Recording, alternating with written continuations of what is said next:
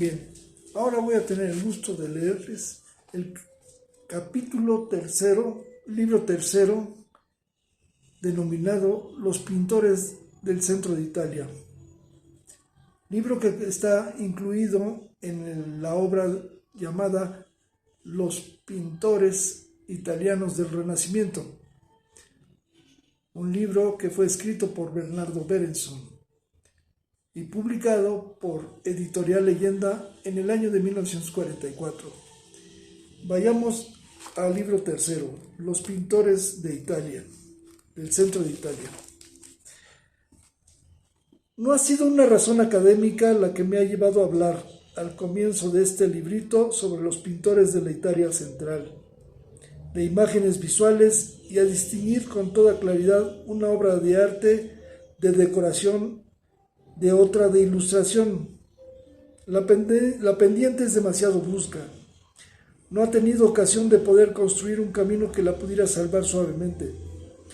Pero una vez alcanzada con decisión la cima, nos hallamos en un lugar desde el cual podemos comprender claramente algo que de otro modo nos hubiera causado no pequeñas inquietudes y perplejidades.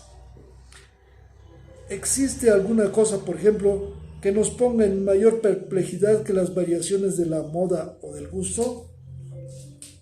La mayor parte de las gentes se desembarazan de ella por el escepticismo. Otras no tienen más alternativa que el silencio o la paradoja. De justibus non et disputatum, que quiere decir, en gustos se rompen géneros. Esta máxima tiene hoy tanto valor como en las edades bárbaras. Cierto es que la cortesía prohíbe llevar demasiado lejos las discusiones en materia de gustos, pero si las cuestiones de gustos son lo suficientemente atractivas como para imponerse a la atención, sí se puede exponer nuestros puntos de vista sin ofender a nadie. Hemos de considerar como absolutamente cierto que no podríamos alcanzar en este punto ninguna solución. Creo que no. Afortunadamente, no es negocio nuestro hacer en este momento y en este lugar tan peligroso experimento. Sin embargo, conviene poner inmediatamente una cosa en claro, a saber, las cuestiones de preferencia no se plantean en modo alguno en el arte como en la vida. La vida tiene diferentes exigencias de una generación a otra, de una década a otra, de un año a otro, en fin, de un día a otro y de una hora a otra. Nuestra atención se ciñe con el mayor interés a todo aquello que nos ayuda a satisfacer nuestras necesidades. Y admiramos a las gentes que sin extorsionarnos ni oprimirnos consiguen satisfacerlas de manera perfecta, del mismo modo que nuestras necesidades. Varían los objetos de nuestros deseos y de nuestra admiración, y como los objetos del deseo y de la admiración cambian, en la misma forma varía la materia o sujeto del arte. No puede suceder de otro modo, pero la mayor parte de las gentes cultivadas, como hemos visto, no pide al arte otra cosa que profundidad en la concepción y el atractivo de lo ideal.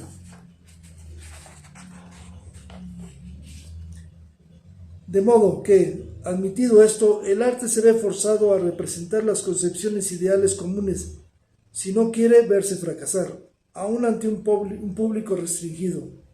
Ahora bien, estas fluctuaciones del ideal solo pueden afectar en la obra de arte a los elementos de la misma que pueden expresar francamente el ideal, esto es, a la parte de esa obra puramente ilustrativa. Pero, precisamente como queda expuesto, esa parte está bien lejos de representarlo todo y menos de ser el factor esencial de la obra de arte. Quedan fuera de todos los elementos de lo decorativo, a los cuales en nada afectan los cambios de ideal, por la sencilla razón de que el ideal no tiene necesidad de ellos para expresarse, de donde se sigue que en la obra de arte, que se distingue de la simple imagen mental, todos los elementos decorativos, es decir, los elementos más importantes de la obra, se hallan, como yo creo, por encima de todas las revoluciones de la moda y del gusto.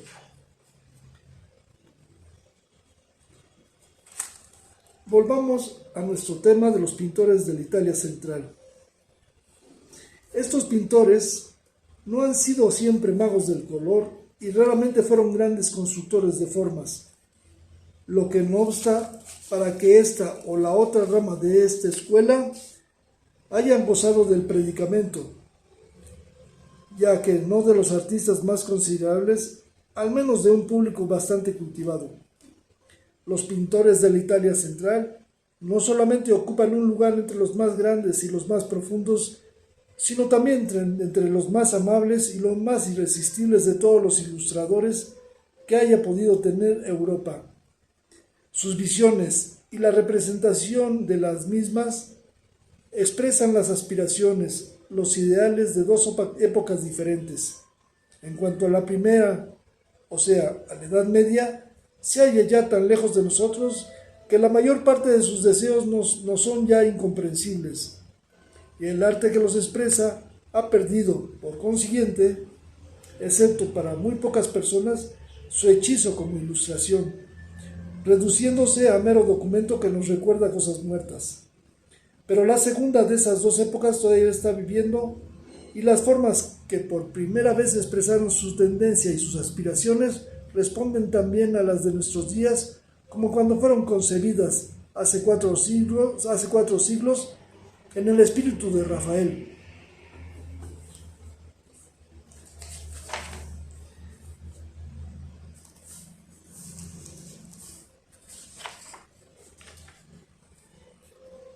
La primera flor de esta nueva primavera, la que dio vida a todo el arte de Siena, fue Duccio di Boninsegna. Por esta razón, y porque es producto típico de su tiempo y de su escuela, y porque anticipó la mayor parte de las características de todos los pintores de la Italia central, debemos demorarnos algún tiempo en el estudio de este artista. Cuanto la Edad Media exigía de un pintor, Duccio lo dio íntegramente.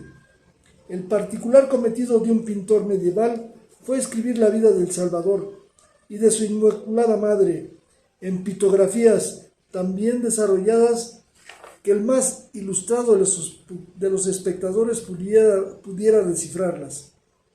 Al mismo tiempo, todas esas obras e historias se ofrecían como un sagrado sacrificio, con el resto del mobiliario y la decoración de la Santa Casa de Dios, no ahorrándose ninguna habilidad o artificio que pudiera contribuir a hacerla tan resplandeciente como el oro. En las manos de un hombre de genio, estas pinturas e historias podían convertirse en magníficas ilustraciones y el sacrificio u ofrenda en gran decoración. Se realizó esta transformación entre las manos de Duccio. Consideremos las pinturas que en un tiempo resplandecían en el retablo de la Catedral de Siena, orgullo entonces de la cristiandad. Se pudren actualmente en un museo, al lado de la catedral, olvidadas de los hombres y por consecuencia no sirviendo ya en los sacrificios a Dios. Su brillo metálico, su verde y su oro dan a estos paneles una semblanza de suntuosidad atenuada que les hace más bien parecer bajorrelieves en bronce, tales como las puertas del paraíso de Ghiberti, que no pinturas. Para quien se acerque a ellas, habiendo dejado antes dormir dulcemente en su espíritu todas sus teorías, pero con las facultades espirituales alerta, para percibir las notas que contienen, esas obras vivan en una especie de radiación sorda, mezcla de atractivos sensuales y de sentimientos místicos, como una primera manifestación deslumbradora del misterio de las mismas. Se las pudiera tomar por las tapas de la encuadernación de algún manuscrito de valor inapreciable, recubiertas de marfil, realizadas con oro e incrustadas de pedrería. Veámoslas ahora de cerca, más de cerca. Pareciera como si estuviéramos hojeando una serie de páginas miniadas, es decir, ilustradas, de una manera extraordinaria. Las antiguas historias familiares están aquí, narradas con tanta sencillez, con tanta claridad, con tal detalle, de manera tan completa que, comparadas con las imágenes borrosas de la memoria, debieron producir en los contemporáneos de Duccio el efecto de una aurora radiante, sobrevenida después de largas tinieblas. Y no es eso todo. Duccio no se conformó con pintar la mejor de las pitografías. Dio a las historias que narra el realce de su propio genio y de su propia emoción. Alzó a los espectadores de su obra al nivel de su propia percepción. Pudiera llenar las páginas de este pequeño libro si me propusiera describir de los casi insuperables aciertos de interpretación y de expresión que pululan en este solo retablo de Duccio. Pero con que se citen uno o dos ejemplos más será suficiente. Veamos ahora a Cristo, resplandeciente con sus vestidos de oro, atravesando las puertas del infierno para libertar del limbo a los patriarcas y profetas. Se precipitan estos en tropel hacia la boca del antro tenebroso. Gran, la espera de miles de años. Gran Dios ancianidad, en cuyos rostros se trasluce la impresión de la espera de miles de años. Tornemos ahora a la tierra. Es la mañana del día de Pascua. La aurora despunta entre las rocas. Las tres Marías se dirigen hacia la tumba y retroceden sorprendidas al ver la piedra del sepulcro levantada y un ángel sentado al borde del mismo, blanco, resplandeciente y glorioso. No conozco ninguna pintura sobre este asunto, bello entre todos, más emocionante. Al drama de la expresión y del gesto, Duccio añade el de la luz, con toda su magia y poder de transfiguración. Un resplandor de bronce purpúreo vibra a través de la atmósfera y sentimos el vivificante frescor de la aurora. Expresión, interpretación, grandeza de concepción, profundidad del sentimiento, cualidades que son las más esenciales a la gran ilustración. Duccio las posee, pues, en su más alto grado, lo que significa que tiene el dominio de la forma y del movimiento suficiente para poder conseguir la manifestación de sus efectos. Falta mencionar todavía otras dos cualidades, sin las cuales el arte de la ilustración queda incompleto. Se trata, en primer lugar, del agrupamiento de las figuras y luego de la composición. Para persuadirnos de que Duccio posee también estas dos cualidades complementarias, bastará con que contemplemos un rato algunos de los paneles del retablo de Siena.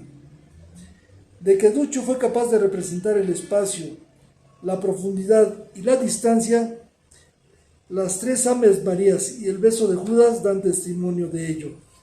Pero no estará fuera de lugar el añadir un par de ejemplos más que lo corroboren.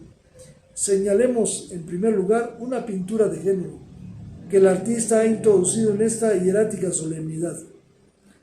Allí puede verse un grupo de hombres al aire libre alrededor de una hoguera, con las manos tendidas hacia el fuego. En medio, Pedro reniega de Jesús, al tiempo que una criada pasa junto a él. Sí, en efecto, la perspectiva se halla lejos de ser correcta. No podemos, en cambio, exigir mayor claridad en la manera de situar las cosas. El patio y las cámaras, la escalera que sube por un lado de la casa, el espacio donde se sientan los hombres, todos estos elementos claramente representados se destacan los unos de los otros y cada cual difiere de amplio espacio. A primera vista, el retablo de Siena nos sorprende con el brillo de su recatado esplendor, impresionantes como los antiguos mosaicos, a los que el tiempo ha añadido bronceada patina. Los paneles de Duccio nos anticipan el goce de las escenas que en ellos se representan.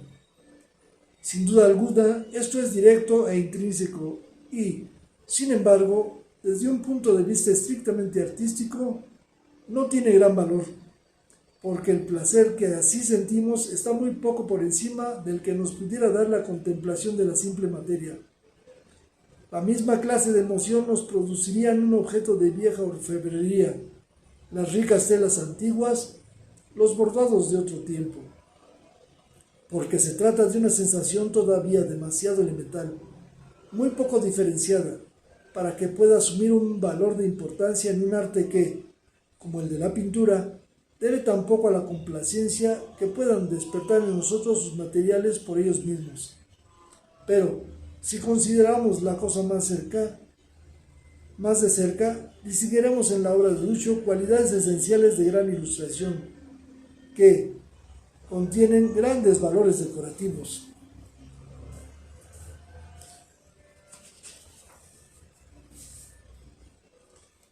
Esta pintura no se conforma, pues, con narrar simplemente una historia.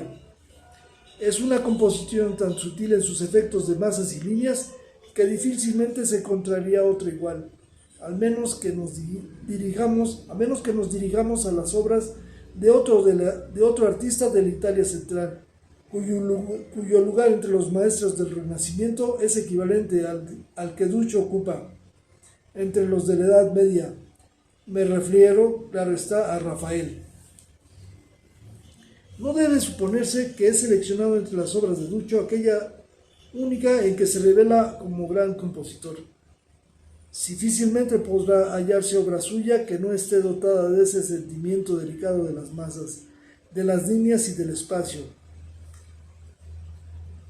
Ejemplos no faltan, y he de abreviar su estudio para no fatigar al lector con descripciones que no pueden ser exactas si no se recurre al lenguaje de la geometría. De todos modos, no puedo resistir a la tentación de hablar de una obra hermosa, El beso de Judas. Qué densidad, qué majestad recibe el grupo en medio del cual se halla Cristo. De los dos árboles frondosos que lo dominan, sin ellos, el grupo entero se achicaría y se haría pesado. Nótese que la figura principal, la de Cristo, se halla precisamente situada en la línea de uno de los árboles, debajo de él, el cual marca el centro eje de la composición.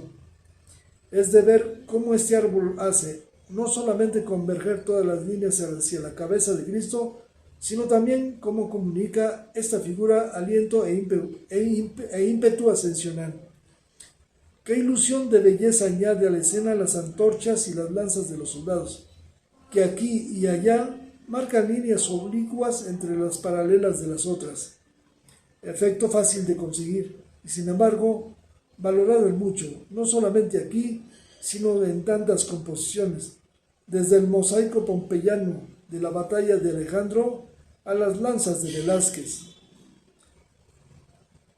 ¿Qué es esa virtud misteriosa que hace perdurar así la obra de arte? ¿En qué consiste? La respuesta es breve: en la vida misma. Si un artista tiene poder para adueñarse del espíritu de la vida y acerta a incorporarlo a su obra, si esta obra logra escapar de los destructores accidentes materiales, en ese caso, lleva consigo la virtud de la perduración. Vivirá por siempre.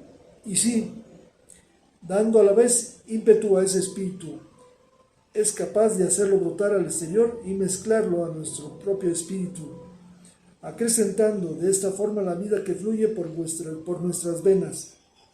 En ese caso, en tanto que el hombre exista, nos subyugará, haciéndonos esclavos de su poder. He pretendido ya en páginas anteriores explicar en qué consiste ese viaticum, esa cualidad tan esencial a las artes del dibujo, que sin ella, apenas nacida una hora, ya se le puede dar por borrado en el tiempo. Recuerda al lector lo que se dijo sobre ese tema.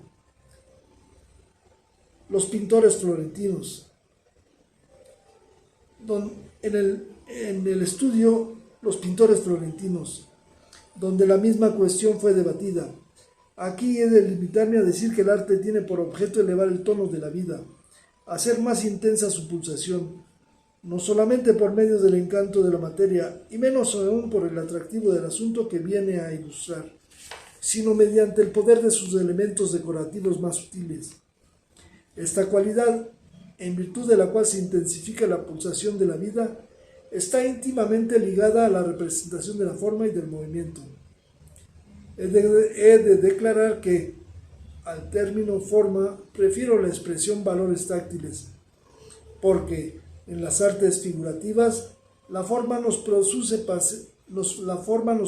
placer en virtud de que ponen ante nuestros ojos, de una manera abreviada e intensa, la apariencia corporal y la estructura significativa de los objetos, de donde resulta que los percibimos en la obra de arte de una manera más viva y más completa que si lo hiciéramos por nosotros mismos en la realidad, a no ser que nuestra facultad de ver fuera la de los grandes artistas.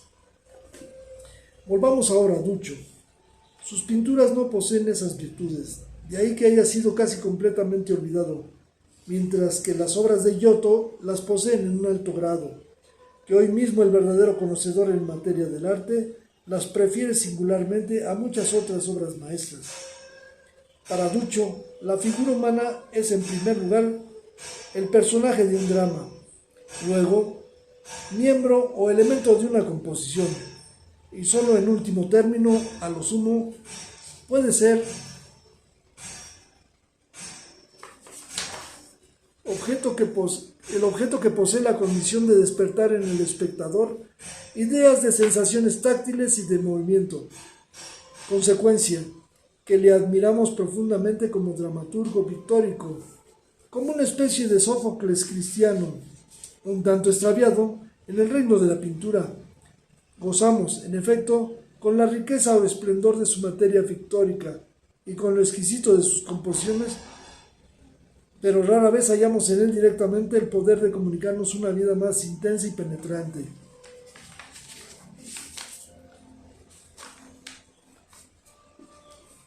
Se presenta ahora una cuestión que requiere por lo menos una breve respuesta.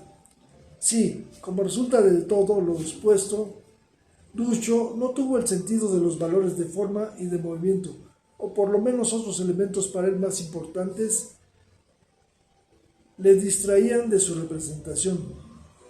¿Por qué las actitudes y las acciones que elegía nos dejan la impresión de que se interesaba por ellos? A no dudarlo, para los efectos de la ilustración, de la mera composición, de la gracia material, de esas cualidades en las que hemos fundado su importancia, otra ordenación y agrupamiento de las figuras valdría lo mismo. ¿En qué razón se funda? Pues que haya preferido precisamente aquellas disposiciones que hubiera elegido un artista de los que dan preferencia a los elementos que comunican el sentido de la vida. La respuesta, según creo, es simple. Duccio no las eligió. La halló ya dispuesta, acaso en composiciones enteras, seguramente en figuras aisladas, porque resulta inconcebible que un pintor tan indiferente al movimiento y a la forma, tan descuidado en su expresión, haya inventado tantos motivos especialmente valiosos por las oportunidades que brindan al artista por la labor del modelado y el desarrollo de la acción. Duccio, lo repito, encontró esos motivos hechos, preparados y dispuestos para su empleo, y no los estimó ciertamente por el valor que les diera su inventor, sino porque esas siluetas y actitudes eran elementos dramáticos apropiados de la ilustración.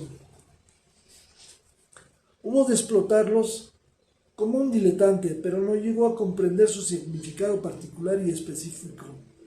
De modo que por esta razón, Duccio, el primero de los pintores de la Italia central, recuerda singularmente al último de los mismos, a Rafael, porque éste tampoco consideró los valores táctiles y de movimiento como el objeto principal de sus afanes de artista, sino como una ayuda para los efectos de la ilustración.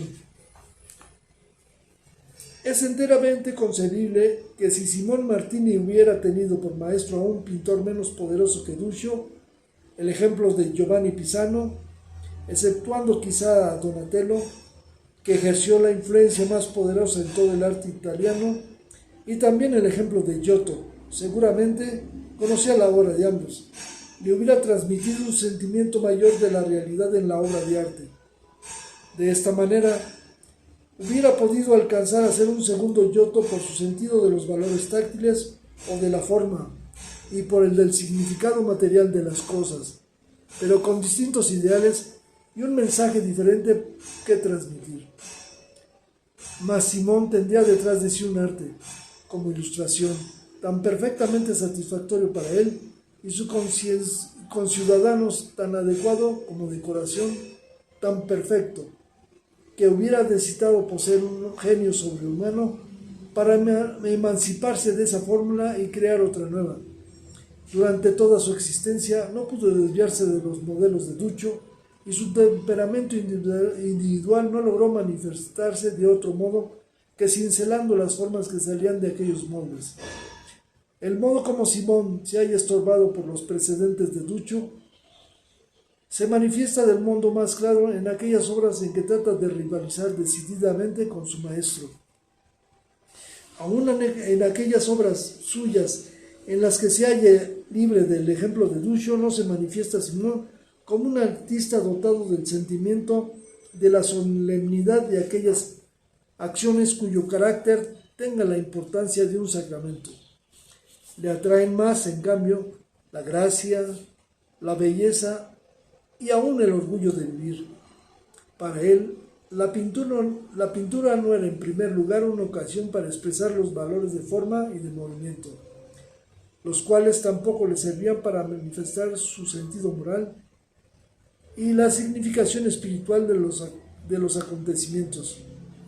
Subordinaba a Simón todo y era lo suficientemente grande para tener mucho que subordinar a su amor por la magnificencia, la belleza y la gracia.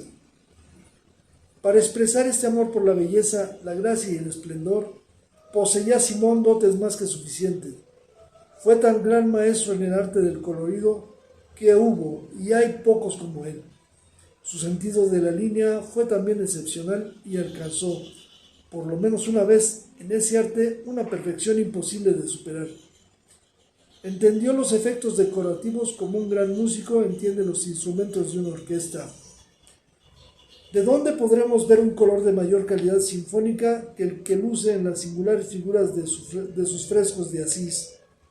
¿Qué línea, por noblemente tratada que éste, puede hacernos olvidar los portentosos contornos de su coronación del rey Roberto?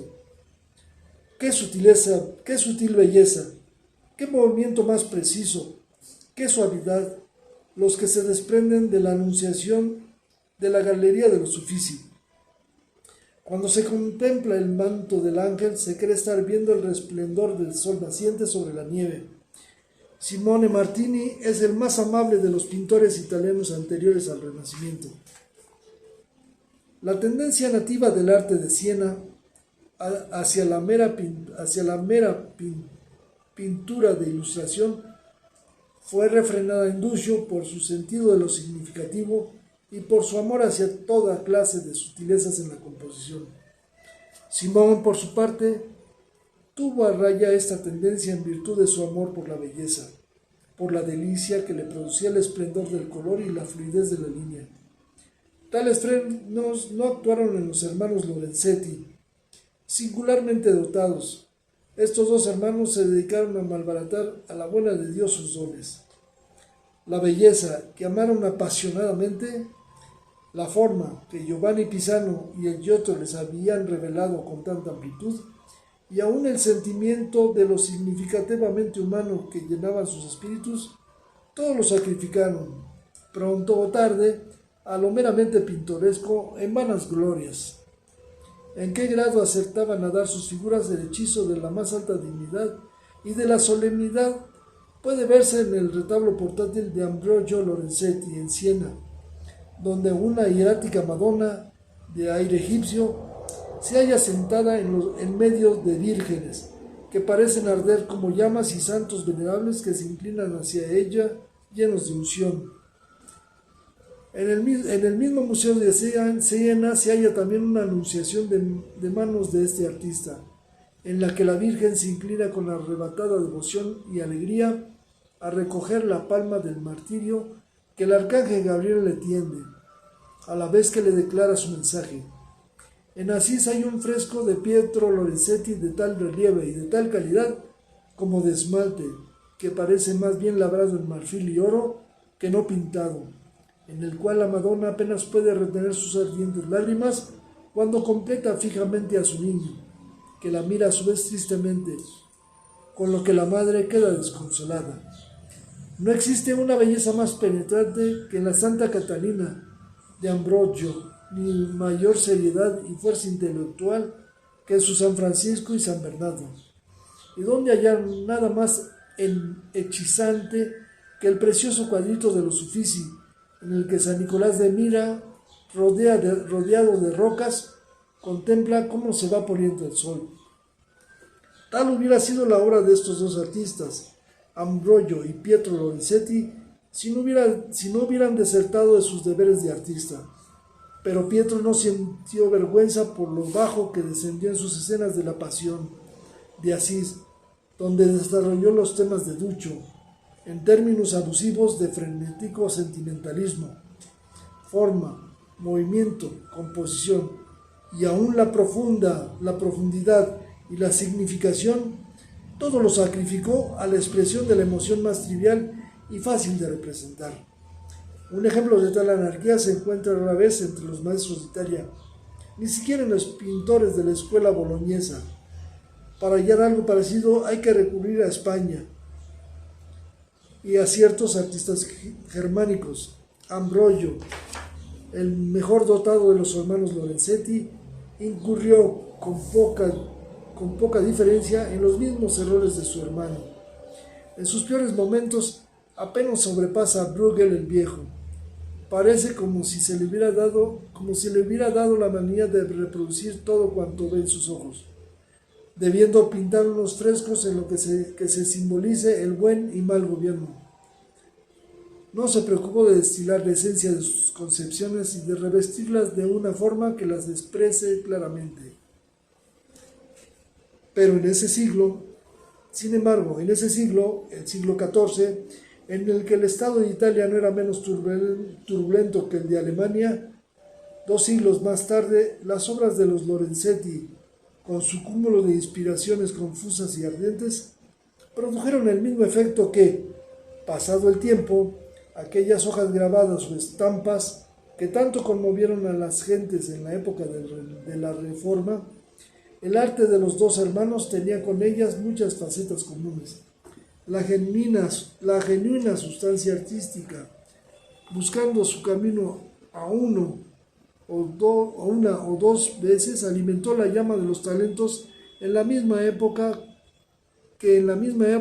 sobrepasaban a los hermanos Lorenzetti.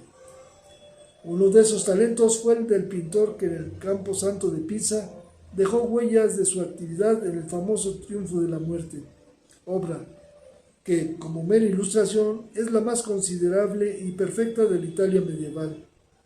Dotado este artista de un sentimiento más profundo de los problemas esenciales de la pintura que los Lorenzetti, no dejó por eso de ejercitarse como ellos en el desarrollo de un propósito filosófico o moral.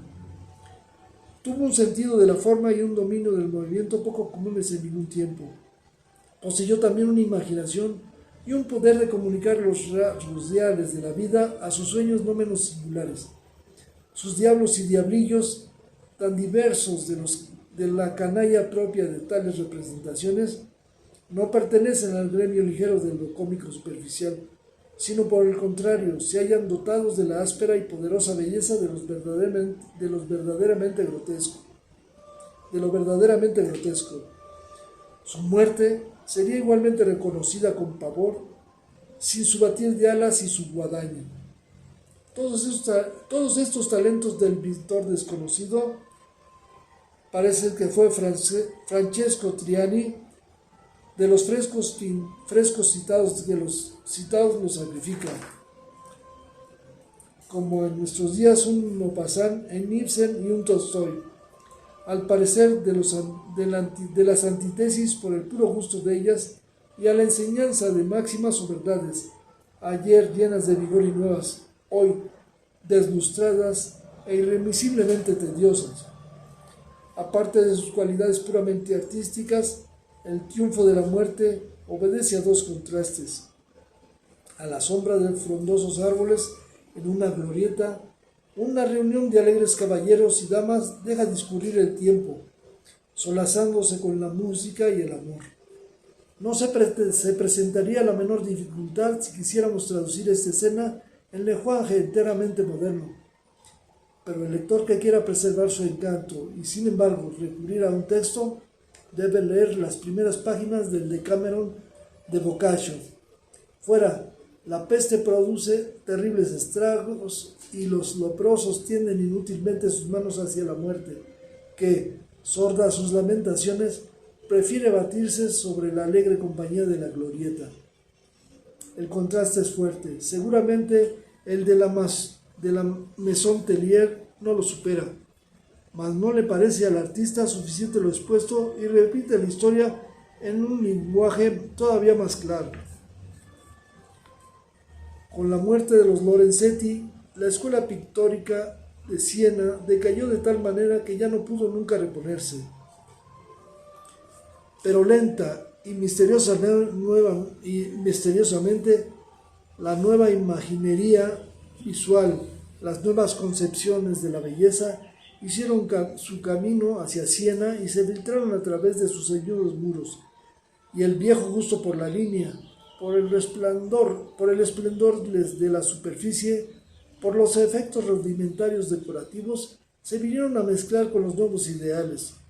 Los pintores que realizaron tales novedades fueron Becchietta, Francesco di Giorgio, Benvenuto di Giovanni y sobre todo Matteo di Giovanni o Nerocchio di Landi, los dos más grandes maestros del Renacimiento de Siena.